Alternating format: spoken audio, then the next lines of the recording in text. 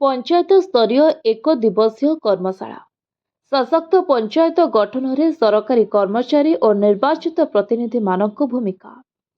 Jaleshwar block अंतर्गत कोटसाही ग्राम पंचायत कार्यालय रे गुरुवार पूर्वाह्न 11 घटिका समय पंचायत स्तरीय एक दिवसीय कर्मशाला अनुष्ठित हो जाइछे। प्लास्टिक मुक्त भारत गठन में सशक्त पंचायत गठन में सरकारी कर्मचारी और निर्वाचित प्रतिनिधि भूमिका कर्तव्य और ताहाकु सठिक भावे कार्यकारी करिबा पई आलोचना करा जायतिला।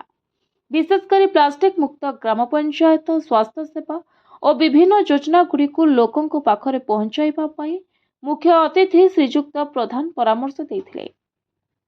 उक्त आलोचना चक्र रे कोटसाही ग्राम पंचायतर सरपंच मंजुबाला प्रधान सभापतित्व रे अतिथि कोटसाही पूर्वतन समिति सभ्य ब्रजमोहन प्रधान, बरण्य अतिथि भावे भीष्म परिडा, वीडियो गौरांग चरण घोष, ब्लॉक जनस्वास्थ्य अधिकारी फकीर मोहन प्रधान, कोटसाही ग्राम पंचायत कार्यनिर्वाही अधिकारी दिनेश कुमार सेठी, ग्राम्य कृषि अधिकारी शेख अब्दुल राजन, कोटसाही एबीओ निमाई चरण महांती, महिला स्वास्थ्यकर्मी विनती टुडू, पुरुष स्वास्थ्यकर्मी सूरज माझी, MBK Reena Rani Behera, block welfare officer सजद अनुपम सीपी तथा जीपीओ सुजित कुमार जेना, ब्लॉक अतिरिक्त कार्यनिर्वाही जंत्री सौम्यरंजन साहू, ब्लॉक जोगाण अधिकारिणी अवंतिका साहू, सीडीपीओ मिनती सिंह, ब्लॉक जीविका मिशन प्रकल्प अधिकारी निरंजन नायक, मिशन शक्ति संयोजक संतोष कुमार पात्र प्रमुख सचेतनता कार्यक्रम में जोगदे वक्तव्य रखिथिले।